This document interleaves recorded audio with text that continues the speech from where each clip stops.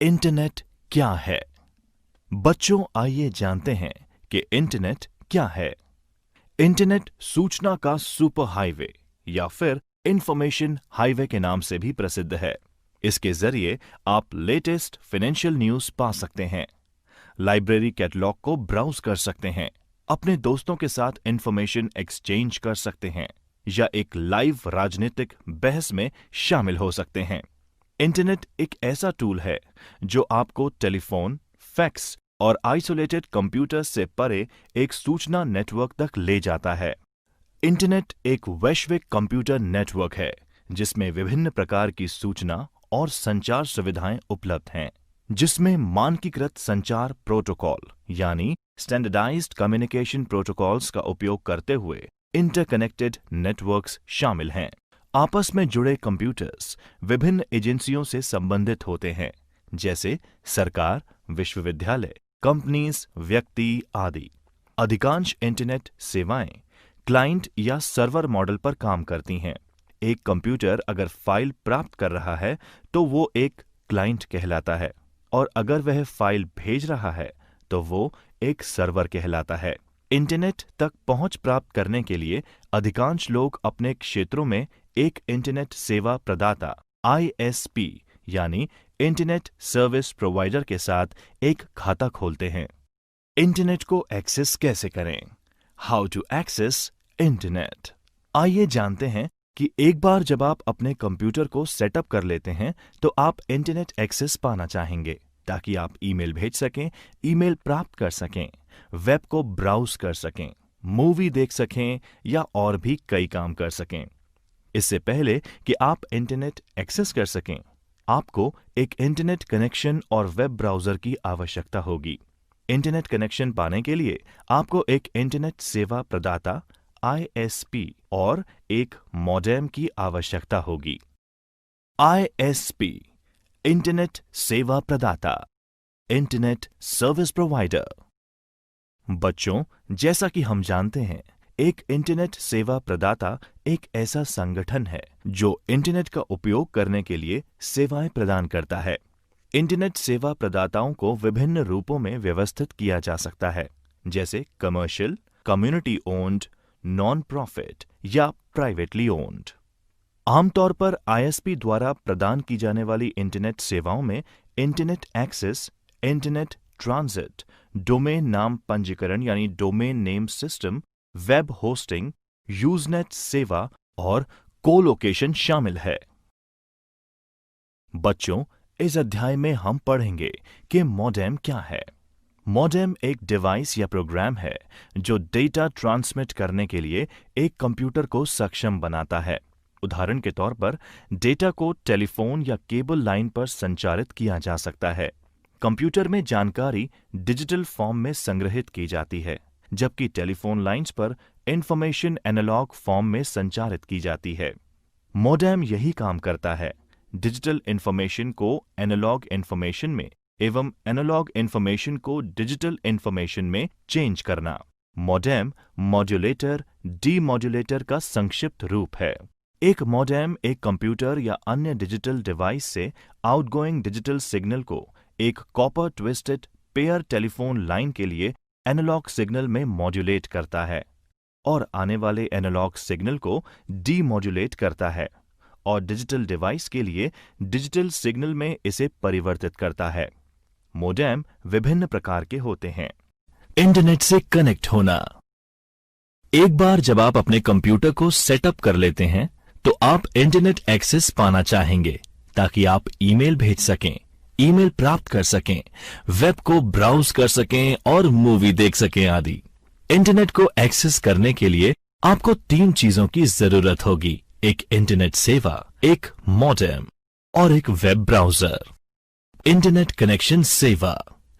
Internet सेवा को उपयोग में लेने के लिए सबसे पहले आपको किसी भी सर्विस प्रोवाइडर जिसकी सुविधाएं आपके एरिया में मौजूद हों, उससे इंटरनेट कनेक्शन सर्विस लेने की आवश्यकता होती है। आप अपने मित्रों, संबंधियों और पड़ोसियों से भी बात कर सकते हैं और जान सकते हैं कि वे कौन से आईएसपी की सेवाएं ले रहे हैं। आईएसपी को फाइनल करने से पहले बहुत से फैक्टर्स के बारे में सोचना चाहिए। उदाहरण के तौर पर, यदि आप ब्रॉडबैंड कनेक्शन लेने का प्लान कर रहे हैं तो आप इंटरनेट सर्विस प्रोवाइडर के पास उपलब्ध बहुत से अलग अलग प्लान्स के बारे में विचार कर सकते हैं। मुख्य आईएसपीज हैं बीएसएनएल, एयरटेल, टाटा, एमटीएस इत्यादि। बहुत से आईएसपी ऑनलाइन इंटरैक्टिव फॉर्म्स की सुविधा भी प्रदान करते हैं, जिससे आप अपनी आवश्यकता और बजट के अनुसार बेस्ट प्लान चुन सकते हैं। आईएसपी सामान्यतः विभिन्न स्पीड्स के अनुसार प्लान दर्शाते हैं। अगर आप केवल इंटरनेट को ईमेल और सोशल नेटवर्किंग के लिए यूज करना चाहते हैं तो धीमे गति के इंटरनेट कनेक्शन का भी इस्तेमाल किया जा सकता है। तथापि अगर आप बहुत म्यूजिक और मूवीज डाउनलोड करना चाहते हो तो आपको तेज गति वाले इंटरनेट स्पीड की आवश्यकता होगी। आपको कुछ रिसर्च कर ये जानने का प्रयत्न करना चाहिए कि अपने क्षेत्र में क्या विकल्प उपलब्ध हैं। अब हम इंटरनेट सेवा के कुछ सामान्य प्रकार की चर्चा करेंगे। ब्रॉडबैंड, ये हाई स्पीड इंटरनेट कनेक्शन आमतौर पर टेलीफोन कंपनीज द्वारा प्रदान किया जाता है, जो आईएसपी के रूप में भी कार्य कर सकते हैं। उपलब्ध सबसे तेज विकल्पों में से एक ब्रॉडबैंड इंटरनेट बड़ी मात्रा में सूचना भेजने के लिए कई डेटा चैनल्स का उपयोग करता है। ब्रॉडबैंड शब्द ब्रॉड बैंडविड्थ के लिए शॉर्ट फॉर्म है। ब्रॉडबैंड इंटरनेट स्पीड उपयोगकर्ताओं को कंप्यूटर के माध्यम से वीडियो कॉन्फ्रेंसिंग, कंप्यूटर पर वॉइस कॉल्स और उच्च गुणवत्ता वाले ऑडियो और वीडियो स्ट्रीमिंग सहित टेक्नोलॉजीज का लाभ लेने देता है। उपलब्ध ब्रॉडबैंड के प्रमुख प्रकार में डीएसएल, केबल, सैटेलाइट और मोबाइल ब्रॉडबैंड शामिल है। ब्रॉडबैंड की गति को सामान्यतः मेगाबिट प्रति सेकंड यानी एमबीपीएस में मापा जाता है। Wifi, wireless Fidelity. Wifi WLAN यानी वायरलेस लोकल एरिया नेटवर्किंग हेतु एक तकनीक है जिसे डिवाइसेस तक संचारित करने के लिए रेडियो फ्रीक्वेंसी की आवश्यकता होती है। वाईफाई टेक्नोलॉजी का उपयोग करने वाले डिवाइस में personal computer, video game consoles, smartphone, digital camera, tablet computer, digital audio player और आधुनिक प्रिंटर्स शामिल हैं। वाईफाई कंपैटिबल डिवाइस एक WLAN नेटवर्क और एक वायरलेस एक्सेस पॉइंट के माध्यम से इंटरनेट से कनेक्ट कर सकते हैं। इस तरह के एक एक्सेस पॉइंट या हॉटस्पॉट की रेंज घर के अंदर लगभग 20 मीटर यानी लगभग 66 फीट और घर के बाहर थोड़ी और ज्यादा होती है।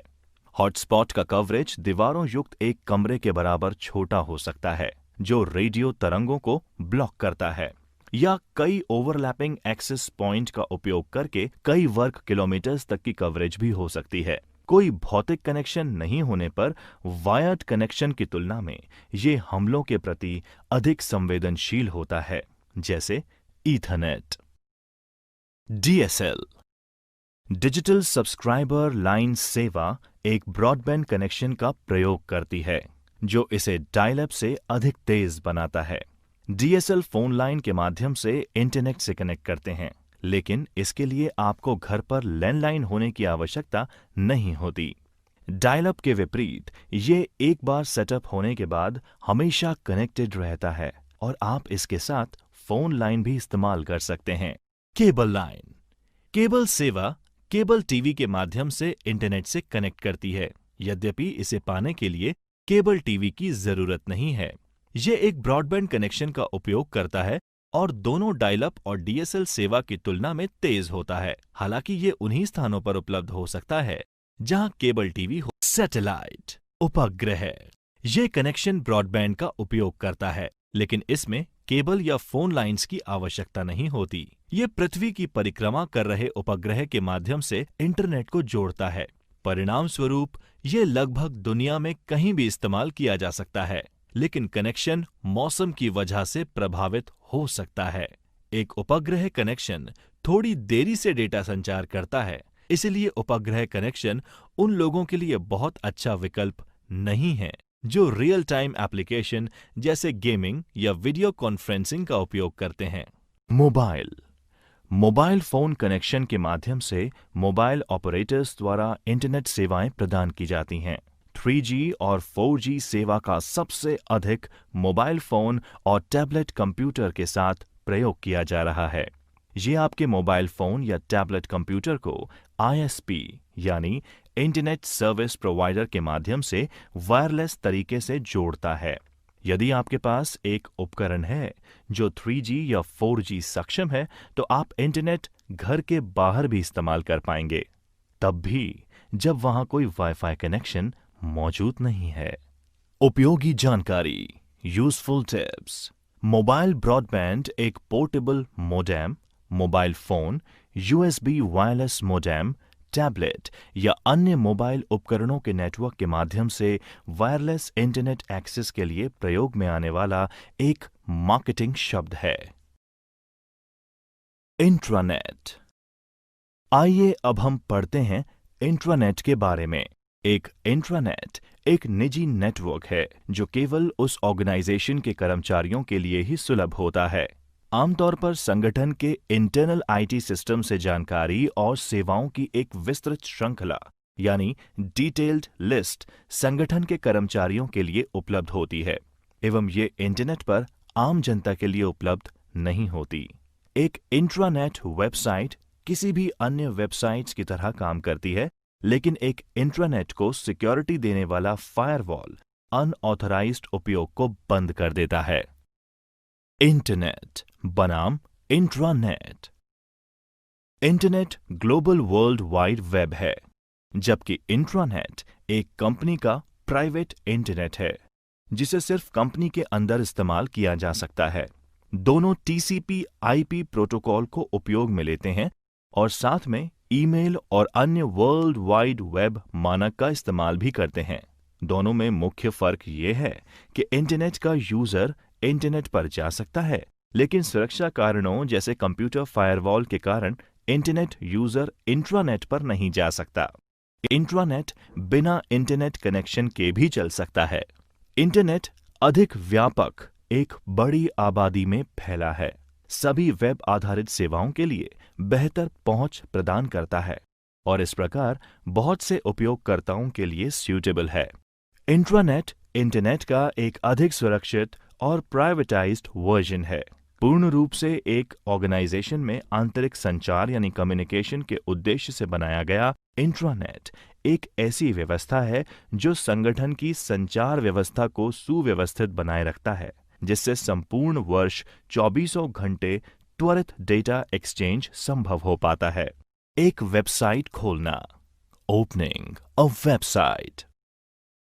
प्रिय बच्चों, इस अध्याय में हम अध्ययन करेंगे कि एक वेबसाइट या वेब पेज खोलने से पहले उन सिस्टम्स के पीछे की अवधारणा यानी प्रोसेसेस को समझना बहुत महत्वपूर्ण है जो इसे संभव बनाता है। World wide web.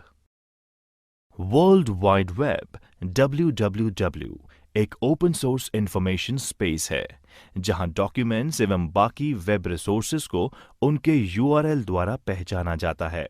ये डॉक्यूमेंट्स एवं वेब रिसोर्सेज हाइपरटेक्स्ट लिंक द्वारा आपस में जुड़े होते हैं और इंटरनेट के माध्यम से एक्सेस किए जा सकते हैं। वर्ल्ड वाइड वेब WWW का इस्तेमाल कर अरबों लोग इंटरनेट पर इंटरैक्ट करते हैं। एक विशिष्ट पेज को वर्ल्ड वाइड वेब पर वेब पेज के नाम से जाना जाता है। इन वेब पेजेस को एक स्पेशलाइज्ड सॉफ्टवेयर का इस्तेमाल करके जो यूजर की मशीन यानी क्लाइंट्स मशीन पर रन होता है एक्सेस किया जाता है, जिसको वेब ब्राउजर के नाम से जाना जाता है। Web page text, image, video, multimedia components, web navigation feature जैसे हाइपरलिंक्स आदि से मिलकर बने होते हैं। इंटरनेट और वर्ल्ड वाइड वेब एक दूसरे के स्थान पर इस्तेमाल होते हैं, लेकिन वे समान नहीं हैं। इंटरनेट हार्डवेयर भाग के रूप में कहा जा सकता है। ये या तो copper wire, fibre optic cable या वायरलेस कनेक्शन के माध्यम से जुड़े कंप्यूटर नेटवर्क्स का एक संग्रह है, जबकि वर्ल्ड वाइड वेब सॉफ्टवेयर भाग के रूप में कहा जा सकता है। ये वेब पेज का एक संग्रह है जो हाइपरलिंक और URL के माध्यम से जुड़े हुए हैं। वर्ल्ड वाइड वेब इंटरनेट द्वारा उपलब्ध कराई गई सेवाओं में से एक है। ईमेल, चैट, ब्लॉगिंग एवं फाइल स्थानांतरण यानी फाइल ट्रांसफर इंटरनेट पर सेवाओं के उदाहरण हैं। वेबसाइट। बच्चों, आइए जानते हैं वेबसाइट के बारे में। एक वेबसाइट वर्ल्ड वाइड वेब यानी www फाइलों का एक संबंधित संग्रह है, जिसमें साथ में एक पेज भी होता है जिसे होम पेज कहते हैं। एक होम पेज वह पेज है जो कि किसी भी वेबसाइट को एक्सेस करने पर सबसे पहले खुलता है। प्राय कोई भी कंपनी या एक व्यक्ति जिसकी वेबसाइट होती है, वह आपको अपनी वेबसाइट के होम पेज का पता देता है, क्योंकि होम पेज के द्वारा आप पूरी वेबसाइट को नेविगेट कर सकते हैं और किसी भी पेज पर पहुंच सकते हैं। वेबसाइट से कई कार्य किए जा सकते हैं और कई तरह से इन्हें काम में लिया जा सकता है। वेबसाइट किसी की निजी वेबसाइट हो सकती है, एक वाणिज्यिक यानी कमर्शियल वेबसाइट हो सकती है, एक सरकारी यानी गवर्नमेंट वेबसाइट या एक गैर लाभकारी संगठन यानी एनजीओ वेबसाइट भी हो सकती है। वेबसाइट एक व्यक्ति, एक व्यापार या अन्य संगठन का कार्य हो सकता है और आमतौर पर वेबसाइट एक विशेष विषय या उद्देश्य के लिए समर्पित होती है। किसी भी वेबसाइट पर किसी अन्य वेबसाइट के लिए एक हाइपरलिंक शामिल किया जा सकता है। वेब पेज को अलग अलग आकार की कंप्यूटर आधारित एवं इंटरनेट सक्षम डिवाइस के द्वारा देखा या एक्सेस किया जा सकता है, जैसे डेस्कटॉप कंप्यूटर, लैपटॉप, पीडीए और मोबाइल फोन। एक वेबसाइट को एक कंप्यूटर सिस्टम पर होस्ट किया जाता है, जिसे वेब सर्वर कहते हैं। इसे HTTP सर्वर भी कहा जा सकता है। वेबसाइट्स को दो व्यापक श्रेणियों यानी कैटेगरीज में विभाजित किया जा सकता है, स्टैटिक और डायनेमिक। स्टैटिक साइट्स की जानकारी स्थिर होती है और यूजर को संवाद की अनुमति नहीं दी जाती, जबकि डायनेमिक साइट वेब 2.0 समुदाय का हिस्सा है और साइट ओनर और साइट फॉलोअर्स के बीच संवाद के लिए अनुमति देती है। Uniform resource locator. आइए पढ़ते हैं यूनिफॉर्म रिसोर्स लोकेटर यानी URL के बारे में। URL को आमतौर पर वेब एड्रेस के रूप में भी जाना जाता है। ये एक वेब रिसोर्स का संदर्भ है जो एक कंप्यूटर नेटवर्क पर उस संसाधन का स्थान दर्शाता है और उस तक पहुंचने के लिए इस्तेमाल किया जाता है। URL वेब पृष्ठों HTTP के संदर्भ के लिए सबसे अधिक उपयोग लिया जाता है, लेकिन ये फाइल ट्रांसफर, मेल टू या डेटाबेस एक्सेस के लिए भी उपयोग किया जाता है। अधिकांश ब्राउज़र वेब पेज के URL को एड्रेस बार में प्रदर्शित करते हैं। URL एक वेबसाइट, फाइल या दस्तावेज का सामान्य प्रारूप में इंटरनेट पता है। इंटरनेट से जुड़े प्रत्येक कंप्यूटर का अपना एक यूनिक URL होता है, जिसके बिना दूसरे कंप्यूटर तक पहुंच नहीं बनाई जा सकती। आमतौर पर एक URL निम्न प्रकार से प्रदर्शित किया जा सकता है। ये एक प्रोटोकॉल यानी HTTP, एक होस्ट नेम, डोमेन नेम और एक फाइल नेम इंगित करता है। TLDs यानी टॉप लेवल डोमेन के कुछ उदाहरण संदर्भ के लिए यहां साझा किए जा रहे हैं। क्षेत्र .com परिभाषा कमर्शियल या व्यावसायिक, उपयोग हेतु व्यापार। क्षेत्र .edu परिभाषा शिक्षा, उपयोग हेतु विश्वविद्यालय। क्षेत्र .gov परिभाषा सरकार, उपयोग हेतु विभिन्न देशों की सरकार एवं भारत के विभिन्न राज्यों की सरकार। क्षेत्र .net परिभाषा नेटवर्क, उपयोग हेतु नेटवर्क प्रदाता या नेटवर्क प्रोवाइडर्स। क्षेत्र .org परिभाषा संगठन या ऑर्गेनाइजेशंस, उपयोग हेतु गैर लाभकारी और अन्य संगठन, non profit and miscellaneous organisations. Domain name system यानी DNS। आइए अब समझते हैं कि डोमेन नेम सिस्टम असल में है क्या। Domain name system internet domain नामों का पता लगाने और उनका इंटरनेट प्रोटोकॉल एड्रेस में अनुवाद करने का एक तरीका है। एक डोमेन नाम एक इंटरनेट एड्रेस यानी पते को याद रखने का एक सार्थक और आसान तरीका है। डोमेन नेम सिस्टम कंप्यूटर, सेवाओं या किसी भी इंटरनेट या एक निजी नेटवर्क से जुड़े संसाधन के लिए एक श्रेणीबद्ध वितरित नामकरण प्रणाली है। ये डोमेन नेम्स, जो कि मनुष्य द्वारा आसानी से याद किए जा सकते हैं, को संख्यात्मक आईपी एड्रेस यानी न्यूमेरिकल आईपी एड्रेसेस में परिवर्तित करने का तरीका है, जिसकी आवश्यकता कंप्यूटर सेवाओं एंड डिवाइस के लिए दुनिया भर में होती है।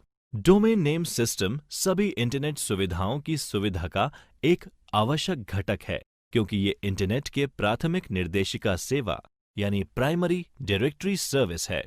डोमेन नाम अल्फाबेटिक होते हैं, इसलिए याद करने में आसान है। इंटरनेट हालांकि वास्तव में आईपी पतों यानी आईपी एड्रेसेस पर आधारित है।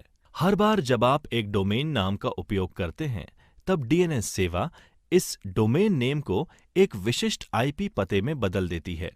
उदाहरण के लिए, डोमेन नाम www.example.com 198.105.232.4 जैसे किसी आईपी एड्रेस में परिवर्तित हो सकता है।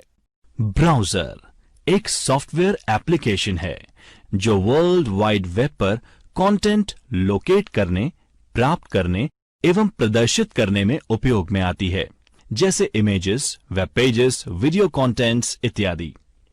एक क्लाइंट सर्वर मॉडल की तरह ब्राउज़र एक क्लाइंट की तरह काम करता है, जो कि यूजर के कंप्यूटर पर रन होता है। ब्राउज़र वेब सर्वर को संपर्क यानी कांटेक्ट करके इंफॉर्मेशन रिक्वेस्ट करता है। उसके बाद वेब सर्वर इंफॉर्मेशन प्राप्त करके वापस इंफॉर्मेशन वेब ब्राउज़र को भेज देता है। ब्राउज़र इस इंफॉर्मेशन को प्रोसेस करके कंप्यूटर पर डिस्प्ले कर देता है। आज के ब्राउज़र्स अति आधुनिक हैं एवं पूरी तरह से कार्यात्मक यानी फुली फंक्शनल सॉफ्टवेयर एप्लीकेशन हैं, जो वेब सर्वर पर hosted web pages, application, JavaScript एवं अन्य तरह के कंटेंट्स को प्रोसेस और प्रदर्शित कर सकते हैं। वेब ब्राउज़र एक user interface, layout engine, rendering engine, JavaScript interpreter, user interface backend, network एवं डेटा कंपोनेंट से मिलकर बनता है। दो सबसे लोकप्रिय ब्राउज़र हैं माइक्रोसॉफ्ट इंटरनेट एक्सप्लोरर और गूगल क्रोम। अन्य प्रमुख ब्राउज़र्स में फायरफॉक्स, एप्पल सफारी और ओपेरा शामिल हैं। HTTP यानी हाइपरटेक्स्ट ट्रांसफर प्रोटोकॉल वितरित सहयोगी हाइपरमीडिया सूचना प्रणाली के लिए एक एप्लीकेशन प्रोटोकॉल है। HTTP वर्ल्ड वाइड वेब के लिए डेटा संचार का आधार है। हाइपरटेक्स्ट संरचित टेक्स्ट होता है जो तार्किक लिंक यानी हाइपरलिंक का उपयोग करता है। HTTP हाइपरटेक्स्ट का आदान प्रदान या हस्तांतरण करने का प्रोटोकॉल है। क्लाइंट सर्वर कंप्यूटिंग मॉडल में एक अनुरोध प्रतिक्रिया यानी रिक्वेस्ट रिस्पॉन्स प्रोटोकॉल के रूप में HTTP कार्य करता है।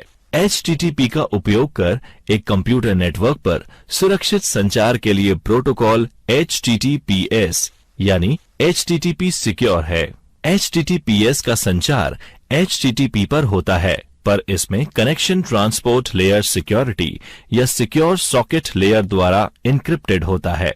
HTTPS के लिए मुख्य प्रेरणा वेबसाइट के प्रमाणीकरण, गोपनीयता की सुरक्षा और डेटा के आदान प्रदान की अखंडता है। ये विशेष एवं व्यापक रूप से उन इंटरनेट वेबसाइट्स के लिए उपयोग में लिया जाता है जहां पर वित्तीय लेन देन होता है या फिर डेटा को गोपनीय रखने की जरूरत होती है। वेब सर्च करना एक सूचना प्राप्ति का तरीका है। वेब सर्च का उद्देश्य उन सभी प्रासंगिक दस्तावेजों की प्राप्ति है जो आपकी क्वेरी से संबंधित हैं, किंतु इसमें कुछ गैर प्रासंगिक दस्तावेज भी प्राप्त हो सकते हैं। वेब सर्च एक सर्च इंजन के द्वारा ही संभव है। एक वेब सर्च इंजन वह सॉफ्टवेयर है जिसे वर्ल्ड वाइड वेब से संबंधित सूचनाओं को खोजने के लिए बनाया गया है। सर्च रिजल्ट यानी खोजे गए परिणामों को सामान्यतः परिणामों की एक सूची के रूप में प्रस्तुत किया जाता है, जिसे सर्च इंजन रिजल्ट पेज यानी SERP कहा जाता है। सूचना वेब पेज, छवियों और अन्य कई तरह की फाइलों का मिश्रण हो सकता है।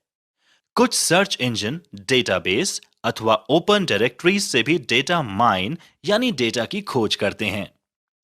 एक सर्च इंजन वास्तविक समय में निम्नलिखित प्रक्रियाओं को संभालता है: web crawling, web spider, indexing यानी अनुक्रमण, सर्चिंग यानी खोजना। Web crawler. एक वेब क्राउलर वह इंटरनेट बोट है जो वेब अनुक्रमण यानी इंडेक्सिंग के लिए वर्ल्ड वाइड वेब को व्यवस्थित तरीके से ब्राउज करता है। सर्च इंजन वेब क्राउलिंग या स्पाइडर सॉफ्टवेयर्स का उपयोग अपनी वेब कंटेंट यानी सामग्री या दूसरी वेबसाइट की कंटेंट अनुक्रमण को अद्यतन बनाने के लिए करते हैं। वेब क्राउलर विजिट किए गए सभी पृष्ठों की प्रतिलिपि तैयार कर प्रस्तुत कर सकता है, जिसके डाउनलोड किए गए पेजों के बाद में सर्च इंजन द्वारा अनुक्रमित किया जा सकता है, जिसे उपयोगकर्ता और अधिक कुशलता से खोज सकता है। इंडेक्सिंग यानी अनुक्रमण का अर्थ वेब पेज पर पाए गए संबंधित शब्दों और परिभाषित हो सकने वाले टोकनों और उनके डोमेन नेम और HTML फील्ड से जोड़ना है। इनका जोड़ सार्वजनिक डेटाबेस में किया जाता है, जो वेब सर्च क्वेरी के लिए उपलब्ध रहता है। यूजर द्वारा एक शब्द के रूप में भी क्वेरी की जा सकती है। अनुक्रमण यानी इंडेक्स संबंधित सूचनाओं को शीघ्र से शीघ्र खोजने में मदद करता है। आमतौर पर जब कोई यूजर कोई क्वेरी करता है, तो वह कुछ शब्दों का समूह होता है। इंडेक्स में निहित तौर पर उन सभी वेबसाइट के नाम होते हैं जहां क्वेरी शब्दों के कीवर्ड होते हैं एवं उन्हें तत्काल या क्षणिक तौर पर इंडेक्स से प्राप्त किया जा सकता है। वास्तविक processing load in web page यानी खोजे गए परिणामों को सूचीबद्ध करने में लगता है। Search engine. सर्च इंजन की उपयोगिता परिणामों की प्रासंगिकता पर निर्भर करती है। उसी शब्द या शब्दांशों से संबंधित जानकारी लाखों वेबसाइटों पर उपलब्ध होती है, लेकिन उनमें से कुछ पेज दूसरों की तुलना में क्वेरी से अधिक प्रासंगिक एवं लोकप्रिय हो सकते हैं। अधिकतर सर्च इंजन परिणामों की रैंकिंग करके सबसे अच्छे परिणामों को सर्च रिजल्ट के विकिपीडिया। प्रिय बच्चों, आइए जानते हैं विकिपीडिया के बारे में। विकिपीडिया एक फ्री एनसाइक्लोपीडिया है, जिसे उन लोगों द्वारा कोलैबोरेटिव रूप में लिखा है जो इसका उपयोग करते हैं। ये एक विशेष प्रकार की वेबसाइट है जो कोलैबोरेशन को आसान बनाने के लिए डिजाइन की गई है, जिसे विकी कहा जाता है। विकी एक सहभागी वेबसाइट है जिसमें कई लेखकों के सतत सहभागी यानी कोलैबोरेटिव कार्य शामिल हैं। विकी वेबसाइट पर उपलब्ध पिछले लेखकों के द्वारा काम किए गए लेख को किसी के द्वारा भी संपादित यानी एडिट करने, हटाने या मॉडिफाई करने की अनुमति देता है। कई लोग प्रति घंटे हजारों परिवर्तन कर लगातार विकिपीडिया में सुधार कर रहे हैं। ये सभी परिवर्तन लेख के इतिहास और हाल ही में किए गए परिवर्तनों में रिकॉर्ड होते हैं। ईमेल।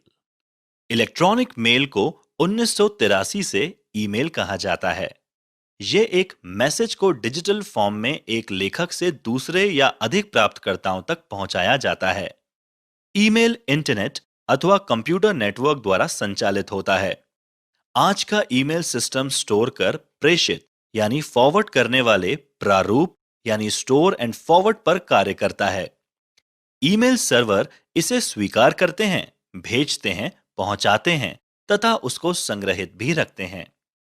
इसके लिए ना तो उपयोगकर्ताओं को और ना ही प्राप्तकर्ता को एक ही साथ ऑनलाइन होना अनिवार्य होता है।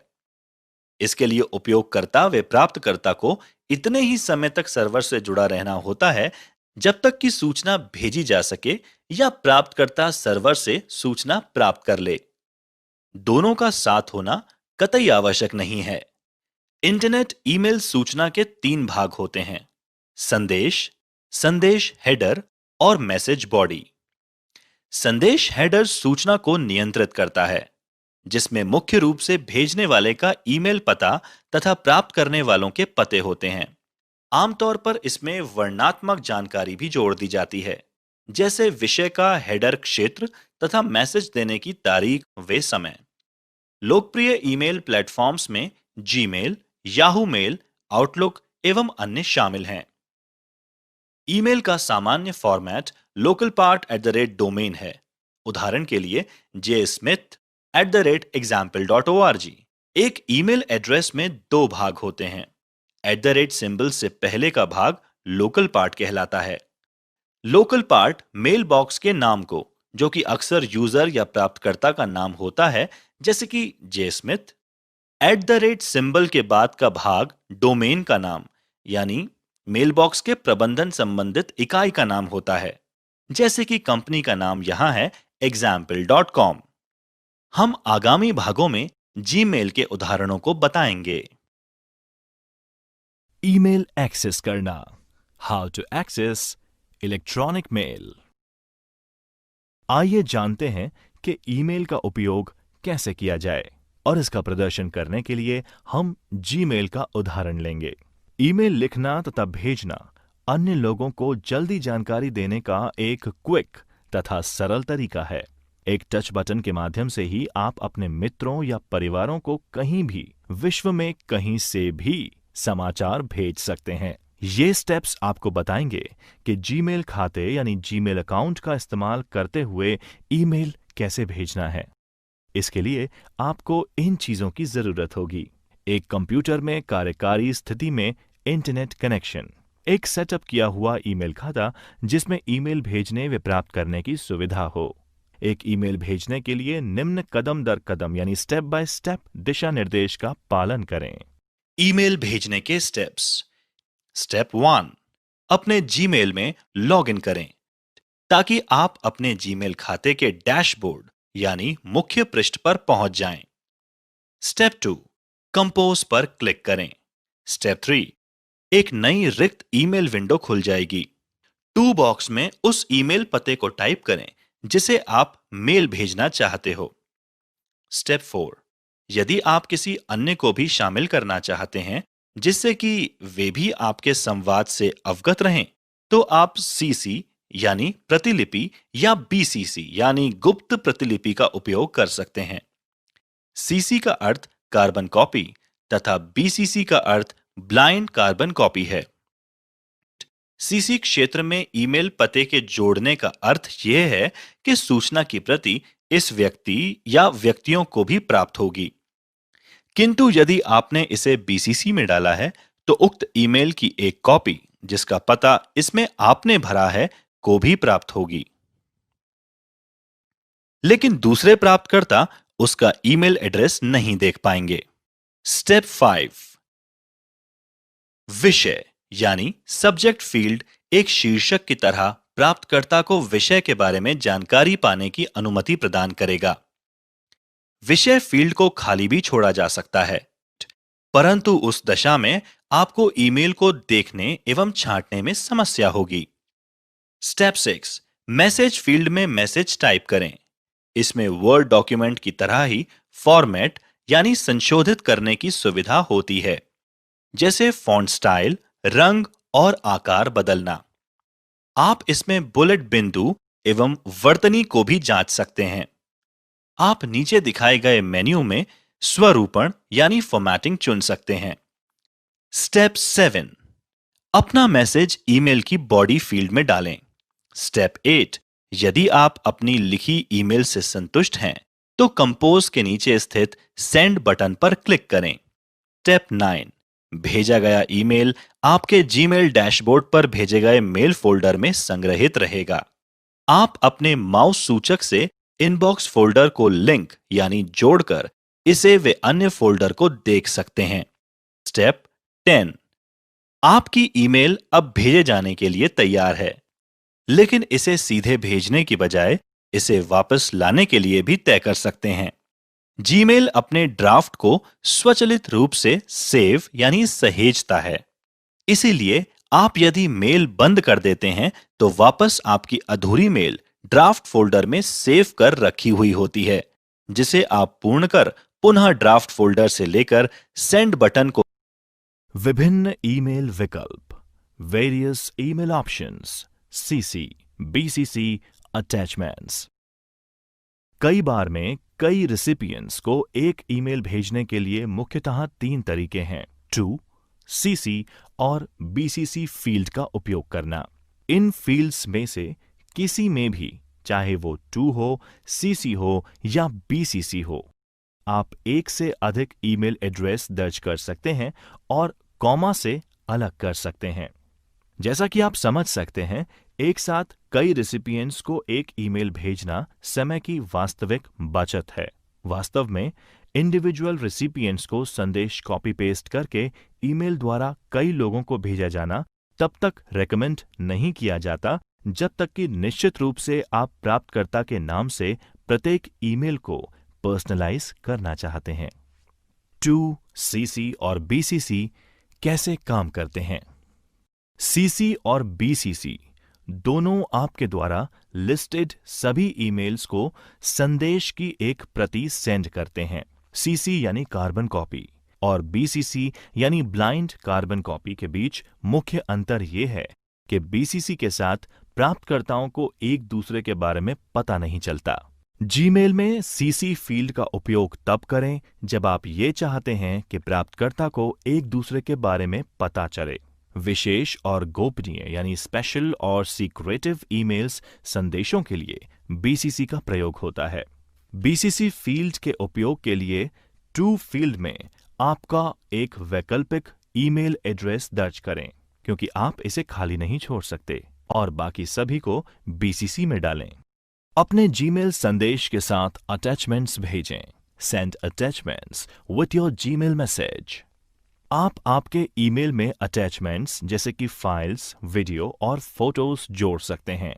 यदि आप बड़ी फाइल्स को जोड़ना चाहते हैं जो अटैचमेंट्स आकार से अधिक हैं, जैसे वीडियो, तब आप गूगल ड्राइव का उपयोग कर सकते हैं। एक फाइल अटैच करने के लिए ये स्टेप्स काम में लिए जाते हैं। जीमेल खोलें, कंपोज पर क्लिक करें, अटैच पर क्लिक करें, उन फाइलों को चुनें जिन्हें आप अपलोड करना चाहते हैं और ओपन पर क्लिक करें। टिप: आप एक इमेज को कंपोज विंडो में ड्रैग करके छोड़ दें तो भी अटैचमेंट में वह जुड़ जाएगा। अटैचमेंट हटाएं। Remove attachments. अटैचमेंट जोड़ने के बाद आप इसे हटा भी सकते हैं। अटैचमेंट नाम के राइट ओर क्लोज पर क्लिक करें। अटैचमेंट आकार की सीमा। Attachment size limit. आप अटैचमेंट 25 MB तक भेज सकते हैं यदि आपके पास एक से अधिक अटैचमेंट। उपयोगी वेबसाइट्स राजस्थान में। यूजफुल वेबसाइट्स इन राजस्थान। प्रिय बच्चों, जैसा कि आप सभी को पता है, राजस्थान सरकार और इसके विभागों के लिए विशेष रूप से उपलब्ध कई उपयोगी और इंफॉर्मेटिव वेबसाइट्स हैं। उनमें से कुछ यहां पर समझाई गई हैं। राज्य पोर्टल राजस्थान सरकार। State portal government of Rajasthan. बच्चों, सबसे पहले हम अध्ययन करेंगे राज्य पोर्टल के बारे में। इसके लिए www.rajasthan.gov.in जो राज्य सरकार की मुख्य वेबसाइट है, जिसमें प्रमुख विभागों और संबंधित सेक्शंस के लिंक हैं, उस पर क्लिक करेंगे। स्टेट पोर्टल आम आदमी के लिए इंफॉर्मेटिव और ट्रांजैक्शन संबंधी सरकारी सेवाओं तक आसान और सुविधाजनक पहुंच प्रदान करता है। इसके साथ राजस्थान सरकार इसके माध्यम से किसी भी समय और कहीं भी सभी नागरिक सेवाओं तक पहुंचने के लिए वन स्टॉप विंडो इंटरफेस प्रदान करती है। स्टेट पोर्टल के लाभ। नागरिकों यानी सिटीजन्स और सरकारी उपयोगकर्ताओं यानी गवर्नमेंट यूजर्स के लिए सभी सरकारी मामलों के लिए सूचना का एक सोर्स है। इस पोर्टल पर एक वेब निर्देशिका rajasthan.gov.in/government-web-directory/pages/default.aspx भी है, जिसका इस्तेमाल उपयोगकर्ताओं द्वारा राज्य सरकार के किसी भी विभाग, agency, autonomous body, state assembly, judiciary आदि की वेबसाइट तक पहुंचने के लिए किया जा सकता है। सिटीजन्स, बिजनेसेस और विदेशी लोगों के लिए सभी इंफॉर्मेटरी या ट्रांजैक्शन संबंधी सरकारी सेवाओं के लिए सिंगल विंडो इंटरफेस। विभागीय वेब पोर्टल से तुरंत लिंक करने के लिए ये विभागीय वेबसाइट्स के माध्यम से वास्तविक समय के अपडेट यानी रियल टाइम अपडेट उपयोगकर्ताओं तक पहुंचाना सुनिश्चित करता है।